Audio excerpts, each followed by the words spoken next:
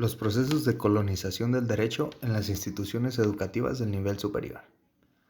Este video tiene como objetivo reflexionar cómo el derecho mexicano está colonizado y aún así se da la reproducción literal del mismo en las aulas de las facultades y escuelas de derecho. Además, busca evidenciar la síntesis en la idea de la descolonización bajo las directrices epistémicas de Paulo Freire, la Escuela de Frankfurt y Boaventura de Sousa Santos. Comenzaremos con Paulo Freire.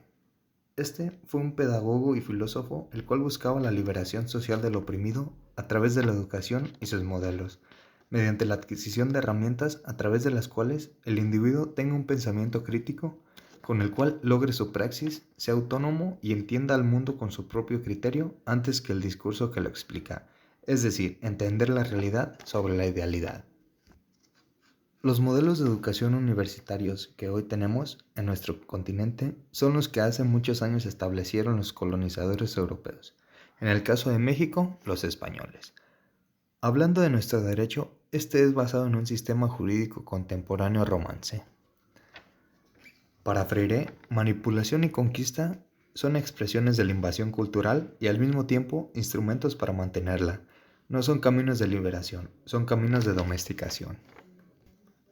Es por eso que gracias a la colonización nos ubicamos en una distorsión de nuestra realidad, para seguir la idealidad traída por el colonizador, en la cual se sujeta a los menos favorecidos económicamente, debido a que así lo proyecta el derecho de los romanos. Es por eso que la reproducción del derecho en nuestras aulas implica que los estudiantes se alineen a un derecho que no cumple las necesidades de nuestro país, ya que fue creado basado en las necesidades europeas.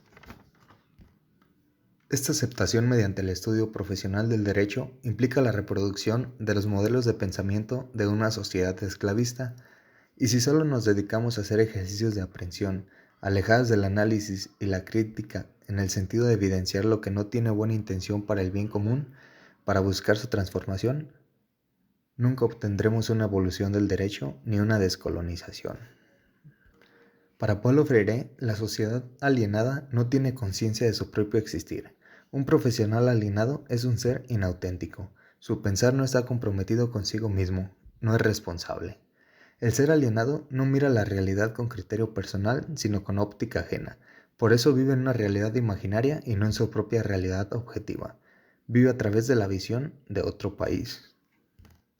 De tal forma que lo que se estudia en las facultades y escuelas de derecho, si no se ingresa a ejercicios críticos, se torna en una especie de alienación. Al caso incluso en el derecho civil, en materia de obligaciones, se llega a decir que no importa que se siga diciendo lo de hace 2000 años, sino la nueva forma de seguirlo diciendo.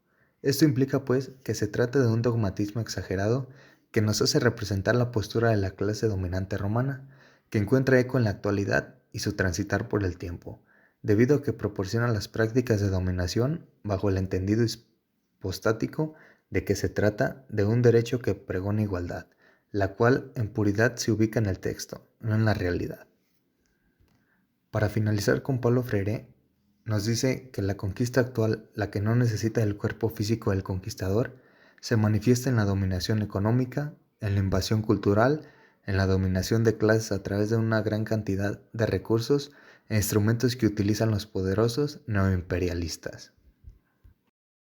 Siguiendo con la directriz de la Escuela de Frankfurt, y para poder entender si realmente existen procesos de colonización en el ámbito del estudio o enseñanza del derecho, el pensamiento de la Escuela de Frankfurt resulta ser el idóneo. Todo ello debido a su visión crítica, como lo es poner en crisis al modelo universitario, de forma que la inmutabilidad de las estructuras del derecho romano crea un sistema continental europeo de derecho, que es llevado a otros continentes, como es el caso nuestro. En ello se nos presenta un proceso de arribo de un derecho que no es nuestro y es traído por los españoles, siendo razón que su consideración nos invita a una reflexión sobre su verdadera idoneidad, de tal forma que nuestros modelos educativos de enseñanza, aprendizaje del derecho, sin un dejo de crítica al mismo, desde su propia génesis, evolución y arribo actual, reproducen la idea de dominación de los estamentos romanos, con sistema de esclavitud y la influencia de la cultura latina, así como también el imperio de la ley que se encuentra mediado a su acato. Sin un dejo de análisis en la paradoja de que los tiempos de la igualdad, de las democracias, de las transparencias, pero con un aparente alejamiento de una realidad práctica, estructuras de derecho que hoy se encuentran con una aplicación debido a su aparente benevolencia y trato igualitario a quienes no son iguales, y al menos en lo económico. Por ello, la crítica de la sociedad de masas no puede hacerse solo desde su estructura sociopolítica y cultural, sino que es precisa una revisión de la lógica de la dominación del inconsciente social que se articula a través de una sublimación represiva en la que la realidad y el sujeto quedan reducidos a simples instrumentos de reproducción y de consumo. Ese sistema de derecho solo da derechos a quien le puede atribuir obligaciones, de forma que si a la naturaleza no se le atribuyen obligaciones, no se le otorgan derechos, y el hombre se legaliza sin que sea indicativo de legitimación para poder apropiarse de lo que se puede de ella, para explotarla a partir de figuras como la posesión y la propiedad, aunado a casi no generar consecuencias para quien atenta contra ellas y las deteriora. Por última directriz, tenemos el pensamiento de Boaventura de Sousa Santos. En su pensamiento encontramos la idea de establecer lo nefasto de la colonización del saber para luego mostrar la necesidad de su descolonización, es decir, exhibe la hegemonía que se ha logrado a través del saber a conocimiento eurocéntricos. En ello incluía el derecho, presentando la escena post Segunda Guerra Mundial y apelar a los derechos humanos como elemento nivelador de los excesos que la provocaron, tomando auge y el rol que juegan en la actualidad. Boaventura refleja la relación del derecho y la sociología, con sólidos aportes de la necesidad de cambio desde la complejidad de las dos disciplinas en grado holístico, proyecta romper la hegemonía imperante desde las relaciones sociales normadas en el ámbito legal y la expresión de sus emergencias, ahora visiona la crisis de la regulación, pero también de la transformación. Sousa visiona las relaciones sociales y el derecho desde la globalización, donde observa que la propia idea de la liberación presenta dificultades más que oportunidades. De hecho, plantea la desaparición de la tensión entre regulación y emancipación. Con ello se entiende una postura de no romper con los modelos hegemónicos para el caso del derecho, como lo plantearon los teóricos críticos franceses.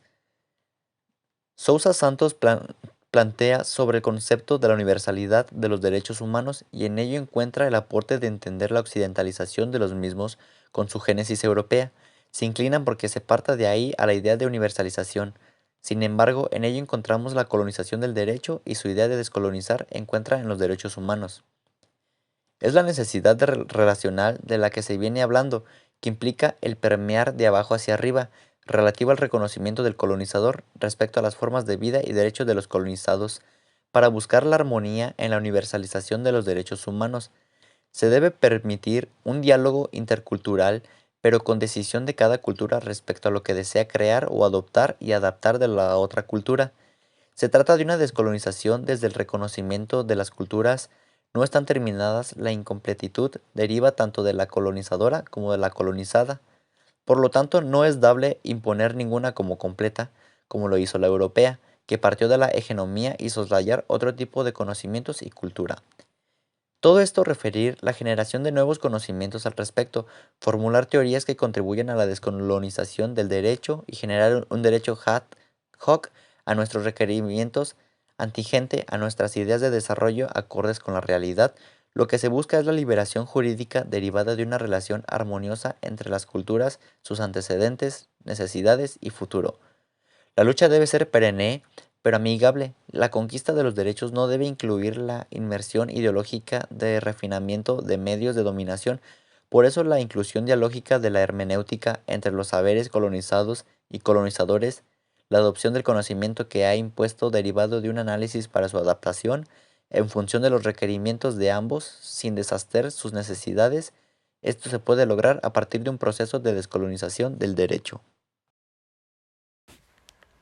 Es importante abrirse a nuevas ideas, sobre todo en el derecho y en la incursión universitaria y profesional. Saber los fenómenos de gran impacto, no solo locales o nacionales, sino también los fenómenos globalizantes, pero sin verse afectado el derecho por la colonización. Para lograrlo, es necesario trabajarlo desde diferentes ámbitos como la cátedra, el litigio, la asesoría jurídica, la impartición de justicia y, sobre todo, la incubación del ideal desde la formación universitaria del estudiante de Derecho, para que después sea proyectada en su ejercicio profesional. Entender desde la implicación jurídico-sociológica la necesidad de concebir para luego buscar y lograr un derecho que pueda ser alcanzado respecto a las inequidades que ésta presenta.